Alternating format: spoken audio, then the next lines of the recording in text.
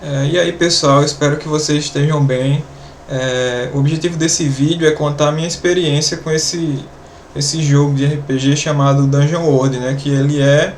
Eu achei ele bem interessante antes mesmo de eu jogar a proposta dele, né? Ele é uma mistura de um jogo moderno chamado Apocalypse World, que é um jogo de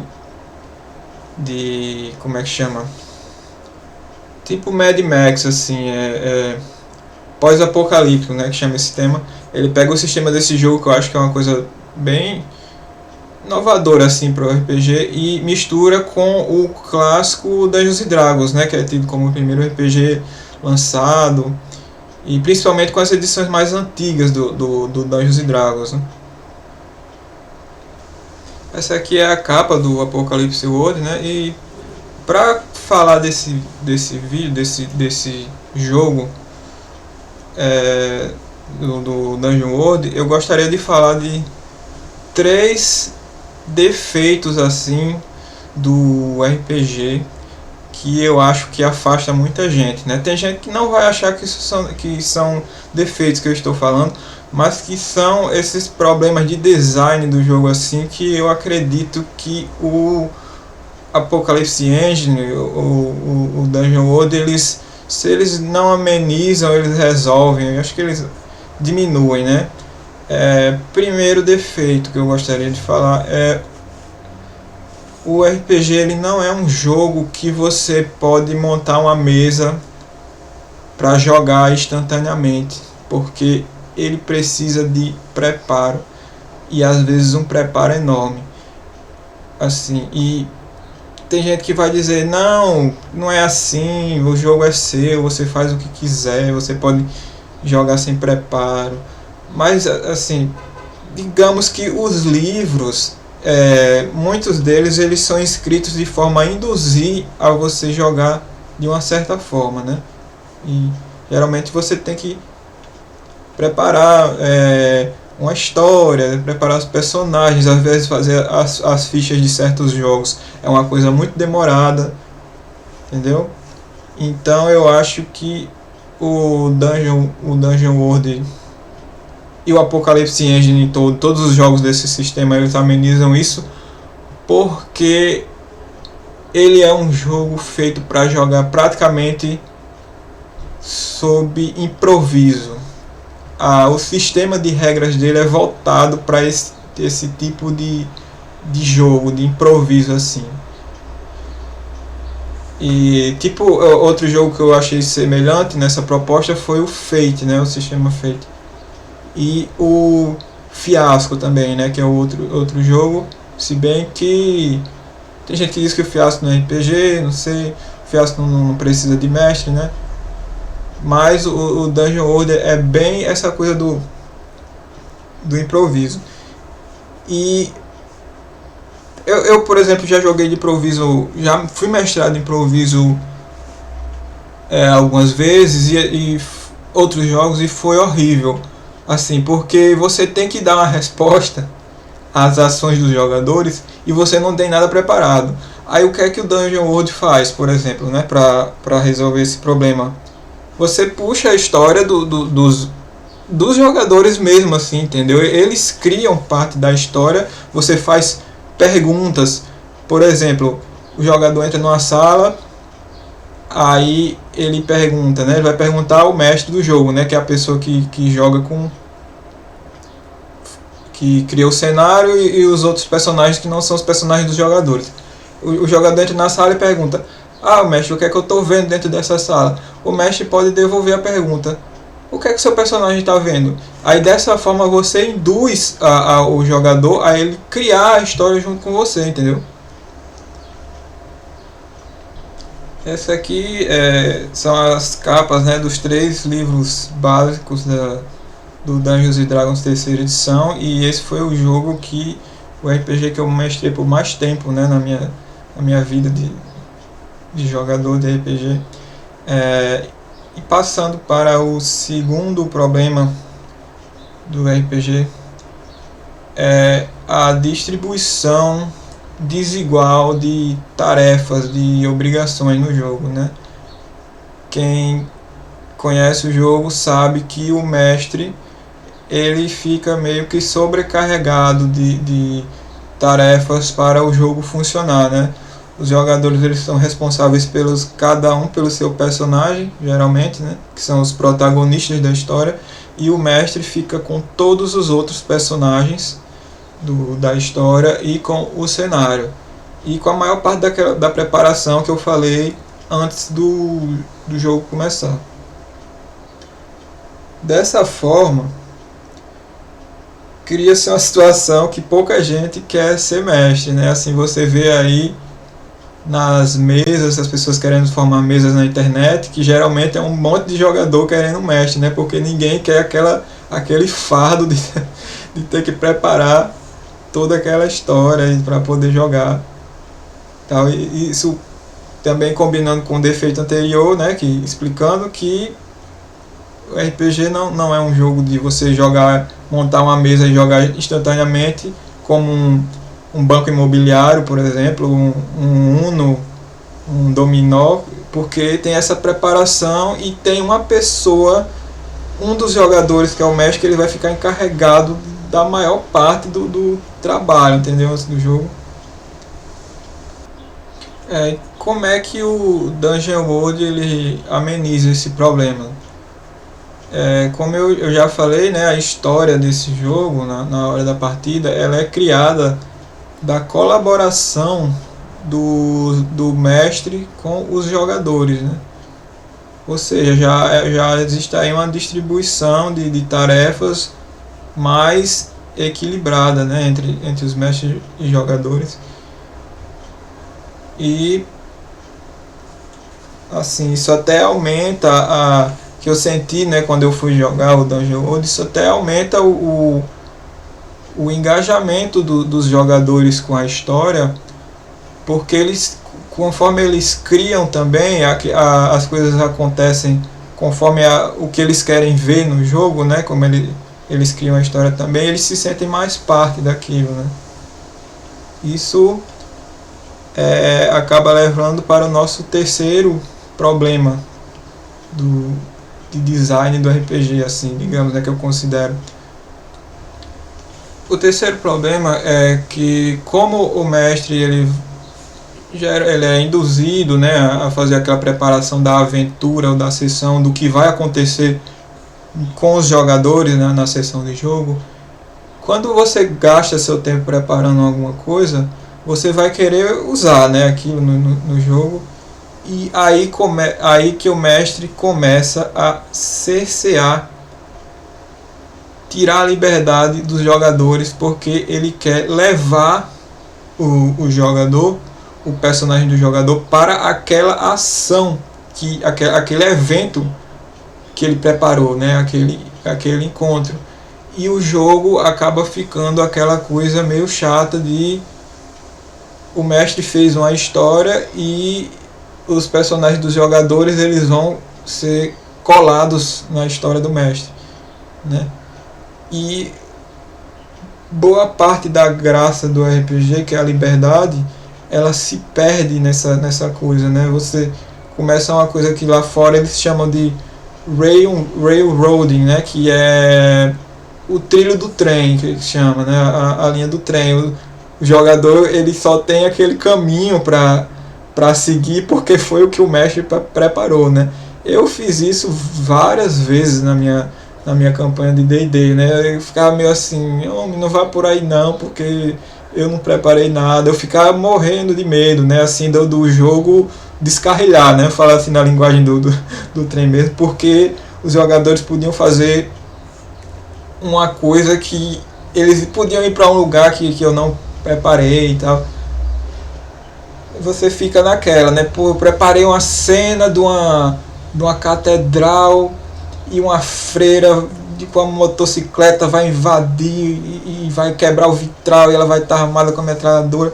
Aí os jogadores, não quero ir para entrar nessa catedral. Aí você fica, tem que entrar, cara, porque senão a história não funciona e tal. E você fica inventando coisa, aí os jogadores notam que não importa o que eles façam, a história contada é a história que o mestre inventou, isso fica meio chato.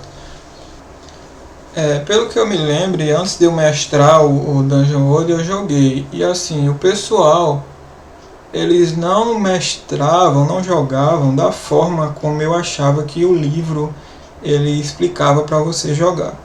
O que é que eles faziam? Vamos jogar do jeito que a gente sempre jogou o Dungeons and Dragons, por exemplo, só trocar as regras do Dungeons and Dragons pelas regras do Dungeon World. Aí se pega, por exemplo, se pegava uma dessas grandes, esses livros grandes de aventura, tipo esse do Conde Strade ou do Avernus, para mestrar, e ficava aquela coisa, né? Não tinha praticamente improvisação nenhuma, os jogadores não havia uma participação colaborativa na criação da história do jogo. O cara narrava o que estava escrito lá no livro e tinha que acompanhar, né? Aquela história que já estava feita. Isso era colado num mundo pré-fabricado, detalhado, entendeu? Mas assim, era aquela coisa muito passiva da parte dos jogadores, né? E assim, foi meio que chato pra mim de início, né? Assim, era um jogo que eu esperava tanto e ter essa experiência meio ruim logo de cara. E eu queria mestrar, mas não conseguia grupo, né? Eu queria mestrar daquela forma que eu acreditava, que eu acredito que o livro explica pra você jogar, né? Até que um dia apareceu um pessoal no Facebook atrás de uma mesa de um mestre, eu me propus a mestrar e eu falei assim para mim mesmo, bom, é dessa vez que eu vou tentar mestrar do jeito que o livro está explicando, e essa forma de mestrar é bem diferente do que eu fazia antigamente e vamos arriscar. Assim, tinha tudo para dar errado, porque eu não conhecia ninguém, né, nenhum dos jogadores, mas vamos lá ver, né? E tinha tido umas experiências assim para mim muito ruins com RPG também, das últimas vezes. Tava quase desistindo do jogo, assim. Aqui acho que no RPG acontece muito essa coisa de você não acho os livros legais, gosto de ler, mas na hora de jogar eu acho uma porcaria, chato, sei o que. Aí essa última experiência foi tipo assim, bicho, se eu não gostar dessa vez, eu acho que eu vou desistir do jogo, sei lá. Então eu fui lá, né, com a cara e com a coragem. E assim, tive conversas iniciais com o pessoal, eles não tinham jogado nada de Apocalypse Engine nem Dungeon World até então, e parecia um pessoal legal, tava com vontade mesmo de jogar. E eu expliquei, né, pessoal, assim, vocês vão ter que me ajudar a criar a história, porque nesse jogo, principalmente na primeira sessão, o mestre assim, ele é aconselhado a vir sem nada preparado e criar a história a partir da conversa entre os mestres e os jogadores, né? Você pode usar uma aventura pronta de Dungeons and Dragons, por exemplo, adaptar esse jogo. Inclusive no final do livro tem um apêndice, né, explicando como é que faz isso, mas não é a mesma coisa. Você tem que deixar espaço, você tem que dar oportunidade, digamos, para os jogadores eles destruírem aquele roteiro, né? Você tem que deixar muita coisa em branco, entendeu? Para ser preenchida na hora do jogo, da conversa entre mestre e jogadores. Então, voltando ao jogo, eu estava muito apreensivo, ansioso antes da partida começar, mas depois que começou, cara, que foi desenrolando, foi desenvolvendo, fui achando o máximo, sabe assim, a coisa que eles acabaram falando, né, colocando coisas assim na história conforme eu pedia, e aquilo era surpreendente para mim porque era inesperado, entendeu? Quando você é mestre, que você vai jogar com a partida que você criou, é meio chato porque você já sabe tudo que vai acontecer assim, praticamente, entendeu? E quando os jogadores eles participam na hora da partida, na criação da história, aquilo é inédito até pro mestre, dá assim, uma expectativa até pro mestre, porque nem você sabe o que vai acontecer direito, entendeu? Então essa sensação, ela foi muito interessante, é um negócio que eu não tinha sentido ainda jogando RPG. E infelizmente a gente só jogou uma partida, aí o pessoal, né, pode perguntar, Flávio, como é que foi legal se o pessoal só quis jogar uma partida, não sei o que. Eu acho que foi legal porque meio que a gente perdeu a hora na partida, né? O pessoal tinha que trabalhar no outro dia, eu acredito, e já estava meio tarde. E depois um jogador, ele ficou... Eram 3 jogadores, né? Ele ficou me falando comigo pela rede social pra gente se reunir, mas eu notei que não deu porque geralmente o pessoal trabalha, né? E para se reunir fica meio difícil, ainda mais nesse contexto que a gente está de pandemia, né? E notei que eles gostaram mesmo daquela partida. Pessoal, essa aqui é a capa que eu acho que de um livro que era um jogo que era o sonho de consumo, eu acho, de muita gente que conheceu RPG nos anos 90, né? Que é o meu caso, que é o livro de jogador do Advanced Dungeons and Dragons, segunda edição. Acredito, nessa época havia uma bagunça entre a numeração das edições do Dungeons and Dragons, né? E você olha daquela coisa da experiência negativa de muita gente com RPG, né? Você olhava a capa desse livro, eu, por exemplo, achava o máximo, né? Essa arte, esse negócio meio Conan, esse né, bárbaro arrombando a porta aí com essa galera. E eu olhava assim, nossa, esse jogo deve ser uma maravilha, cara. Mas esses livros eram caríssimos, né? Se eu não me engano, os 3 livros básicos do jogo eram mais caros que um salário mínimo na época, que rodeava ali, andava em torno dos R$100, né? Na passagem final dos anos 90, né? E assim, sobre a experiência negativa, né? Você folheava o livro, via aquelas artes maravilhosas, via essa capa, né? E quando você ia ler, você se deparava com um jogo extremamente complicado, né? Assim, claro que ele assim ele era menos complicado do que o que veio depois, né? Eu acredito, do que a terceira edição, né? Mas mesmo assim ele era complexo e você ia jogar com vontade de dar vida a essas ilustrações, né? Viver a aventura. E na hora do jogo tinha um monte de regra complexa, você não sabia nem o que estava fazendo, era uma demora para fazer a ficha, e aquela vontade que você estava de jogar lá nas alturas, ela ia descendo aos poucos, né?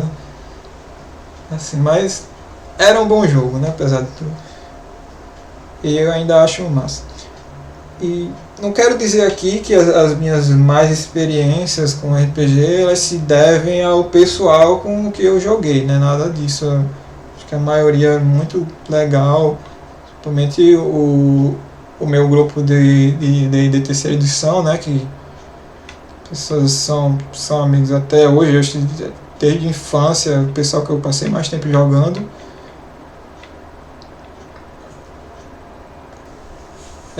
Você não precisa necessariamente jogar o Dungeon World para aplicar essas ideias legais aí que eu achei bastante boas, né, dele, essa coisa da narrativa compartilhada. Outra coisa que tem nele é que a falha nos testes de dados, elas sempre põem a história, trazem uma coisa interessante para a história, né, tipo, mestre, eu estava numa biblioteca atrás de um livro que era do meu interesse, aí o mestre diz, rola um dado, aí a pessoa vai e tira um resultado muito baixo. Quer dizer, nos RPG, na minha sessão de antigamente, o que é que eu faria? você não encontra o livro, simplesmente, né? É aquela coisa meio chata. Mas o Dungeon World diz não. No tempo que você estava procurando pelo livro, aí você falhou no dado, né? Como você falhou, vê um monstro à espreita entre as prateleiras e ele se encontra logo atrás de você para lhe atacar. O que é que você faz? Entendeu? É uma coisa bem mais interessante do que simplesmente você não encontrou o livro. Né? Ainda tenho muita vontade de mestrar Dungeon World, de mestrar outros jogos do sistema Apocalypse Engine, como o Monster Hearts, que eu achei o máximo, assim, pelo tema do jogo. Tem muita gente que torce o nariz, né? Porque é um negócio meio crepúsculo, assim, né? Aquele filme dos vampiros. É um jogo sobre adolescentes no ensino médio que são ao mesmo tempo monstros, né? Tipo filme de adolescente mesmo. Mas quando você lê, cara, assim, nossa, isso deve funcionar bem demais porque é muito bem escrito. E tenho vontade de aplicar essas ideias em outros jogos também. Então é isso, pessoal. Eu não joguei tanto RPG quanto eu gostaria, mas eu acredito que eu tenho mais histórias para contar, assim, podem render mais vídeos, né? Então, por essa experiência aí com Dungeon World, eu acho que já foi o bastante. Então, até.